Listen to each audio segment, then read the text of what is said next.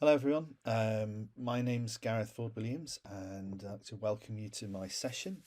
With a great policy comes great responsibility. Unfortunately, I'm recording this on a Apple platform using QuickTime. Haven't worked out how on earth to do picture in picture, so you don't have any kind of little picture of me in the corner. Just the slides, I'm afraid, but then you're stuck with this big image of me, which I'll describe in a moment, which is on the front cover. Um, I'm a 52-year-old white male who is follically challenged, wears glasses, and looks like he's had a good Christmas. I was for many, many years head of accessibility at the BBC. I founded the team there in 2005. Also founded the design research team at the BBC. I've got ADHD, I'm dyslexic, and currently co-director at ab11y.com, that's ably.com, which is an inclusive design and accessibility data company, along with fellow directors Michael Matthews, Ian Pouncey, Charlie Turrell, and Michael Southgate. A little bit about my background. If you don't know much about me, I obviously managed the accessibility team for many, many years that had many wonderful people in it. We had a lot of achievements within that team, things like the first ever mobile accessibility guidelines, which was back in 2011, which we had to develop for all of the apps that we were building for the Olympics. We launched the first accessible, and I think may have even been the first long form video streaming service in the world in 2007. We did a load of work with UView to make sure that that had lots of things that had never been seen before on TV platforms, such as being able to be driven with a single switch. And I also got involved in lots of things like setting up the first ever Accessibility Champions Network, and a side obsession of mine, which is font accessibility. And I was one of the people that drove the BBC Wreath font development project on the side. Um, as well as that, um, back in 2007, when I think it was about a year after I'd first met Ian Hamilton. The pair of us, along with a really good gang of others, drove the development of the first ever games accessibility guidelines to come from a games publisher. There's still a current version of that, and then when Ian left the BBC in about 2011, I dragged me along to get involved with games accessibility guidelines.com. So I was one of the early contributors to that, and very proud of that work. And the last few things about me, I do write a lot of articles and resources such as UX principles that include cognitive accessibility, because the Nielsen and Norman ones, although absolutely brilliant, fantastically useful, were written at a time when no one thought about neurodiversity. I'm also one of the people that manages the Champions of Accessibility Network. If you have or would like an Accessibility Champions Network in your organisation, please reach out. And I also publish a lot of stuff online, so come and find me. I read one of the things, it was this time last year, the Little Book of Accessibility, so it's at Gareth Ward Williams at Medium, but I also publish on LinkedIn and other platforms. So in this session, I'm going to try and answer 4 questions, and I'm going to try and make it interesting. Policy can be a bit dry, but it is incredibly important and useful, or at least I believe in my experience. I'm going to talk about what policy is, why they're useful, what they should contain, and why you should write one. So what is a policy? A policy, it should be a blueprint. Anyone can pick up and within a few minutes understand what a company does in a specific area, why, and what guidance is available to help in its delivery. It should come from the very top of the organisation. Policy, so has to be signed off by the exec. It should be legal. It should be clear about where responsibility lies. It should help safeguard specific activities. It should signpost guides and guidance that explains practically how it can be delivered, or what good looks like, so everyone knows what is their responsibility is and feels like they have all the information they need to be able to deliver it. It should reflect the emotional and ethical emotions. It should reflect the emotional and ethical values of the organisation. It should help deliver the mission statement by reflecting the practical, pragmatic, and objective activities already in place. It should be about now. It's not about ambition. It should be there for leverage, um, but more importantly, it should be there for consistency, and to stop best practice to support the company values being lost. In short, it should be concise, pragmatic, objective, and meaningful. And written well, it can be an incredibly useful document. So there are things that aren't policies that sometimes get put up as policies. And I've been looking at various games publishers, although none of them have said this is a policy. And I haven't actually found a policy yet. Well, not a complete one. And if you do know of one, please send me a link on Twitter or LinkedIn or however. Please get in touch. So if I've not been reading policies, what have I found? Well, I found ambitions. I found values, mission statements, and statements of intent. Lots of great stuff in all of these, brand values and diversity statements.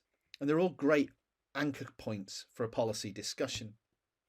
I'm going to use 4 examples to start with Square Enix, Sony Interactive Entertainment, Ubisoft, and Nintendo. All have accessibility programs or functions, but none have a publicly facing policy that is particularly complete. But they all have these sort of statements or values that can frame a policy. Sony's is lovely. It has the thing called core values, where it says Sony believes in being innovative as doing so from a diversified viewpoint. It also recognizes the potential of acting responsibility in an ethical manner. And it also understands that these characteristics with them, it gains the ability to sustain its reputation. This is really good. That whole thing about diversified viewpoint and innovation is incredibly important. That's a really great way, because sometimes people say that accessibility stifles innovation. I don't believe that. I think it drives innovation, because a lot of it is to do with human need, and it makes us think about ourselves and about others, and we have to be innovative in the way that we approach this. Nintendo's is interesting. I dug around for quite a while, but I eventually found this lovely thing about who we are. And it said Nintendo's mission is to put smiles on the faces of everyone we touch. We do so by creating new surprises for people across the world to enjoy together. Now, I really love the word everyone. Everyone is accessibility. You cannot, if you're not accessible, you can't be for everyone. You're always going to exclude someone. And this isn't caveated. So obviously this is inherent. Although, I think their choice of words, considering the amount of children's games they produce, to say, everyone we touch is maybe they maybe should rethink that. Square Enix, it's again, it's sat within their diversity and their customer relations statements, and it's very unusual that they call disability physical condition within it. They don't actually draw out disability, but it says the group shall never discriminate against people based on such traits. And that's really, really important, because at the end of the day, actively not being accessible and choosing not to be is a form of discrimination. But in their customer relations statement, under best entertainment, it said the group shall make every effort to meet or even exceed customer expectations. And, a customer expectation is to be able to play the game and to be accessible to them. So I think that's great.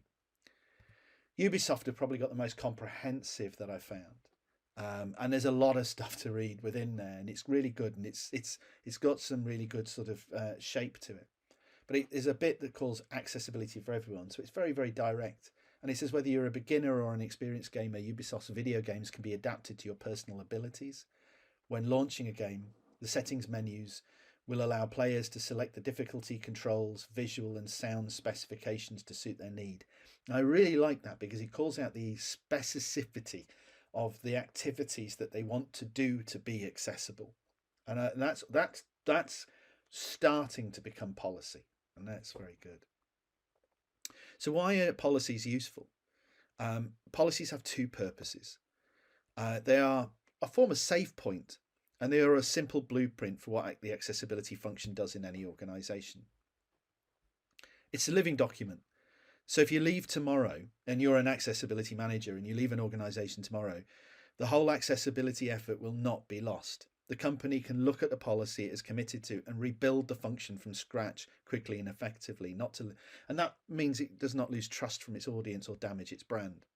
For accessibility to be successful, it should work towards full integration.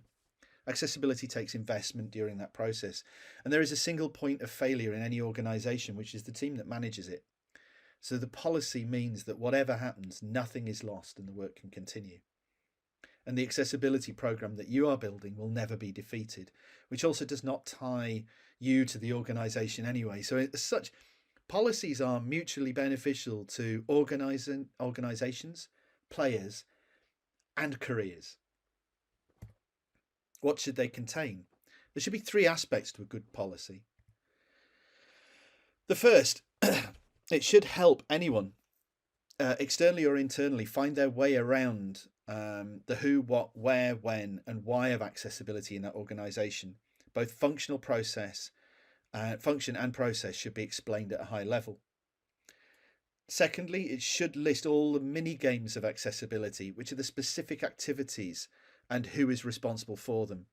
They should not be about the things that you want to do, but the things that are already embedded. These should be agreed by all your product owners, and there shouldn't be any surprises in the policy. And thirdly, it should also be a map to every related corporate statement or internal or external guides or guidance that give context to the policy, enable its delivery. BBC has a version of this, and I'll make sure everyone gets a copy of this or gets a link to it. It says why it is important and lists the 10 things that already happen across the state, and it provides many inline and listed links. In the bit why it's important, it sets out the purpose of why it's very important. It gives the business context and says where it should happen and how. It gives the strategy and values, tying it back into the diversity strategy, and uses BBC language which ties into its other strategic documents. It talks about the audience. It lets you know how this is monitored and the fact that it is regularly reported at board level. And it also adds any important legal notes at the end. BBC has an interesting legal framework, doesn't quite work same as other organisations, but things like there is a thing called the commercial agreement and the framework, and there's another one called the framework agreement, and so there's points within that around its commercial activities which do relate to accessibility. In the middle bit, the mini game bit, it says who implements the policy. Answer the question, who implements the policy and what are the activities? There are two bits of responsibility within it. And it says accessibility is recognised as a joint responsibility of the product design and editorial teams in respect to their function. And it also says that the Accessibility Champions Network ensures that every project will have at least one person representing the voice of the disabled user. These 2 points are really important because the champions aren't responsible for delivery, and neither the accessibility team. It's an actual embedded responsibility, and so this is inherent in the policy. And the rest of it, it talks about the very, very specific activities. I won't go into them for the sake of brevity at the moment, but there are, 8 core activities and areas which have to be sustained for any kind of accessibility to be delivered. It also answers the question, where are the resources? It delivers inline links within the main body copy, and it also has links at the end. So the inline links are all of the contextual pieces of information, but at the end it links out to every single major point that the BBC has, every major document, or even external documentation. So anyone can, when they're reading the policy, if they go, well, I'm not quite sure how I'm supposed to do this, there are all these wonderful resources.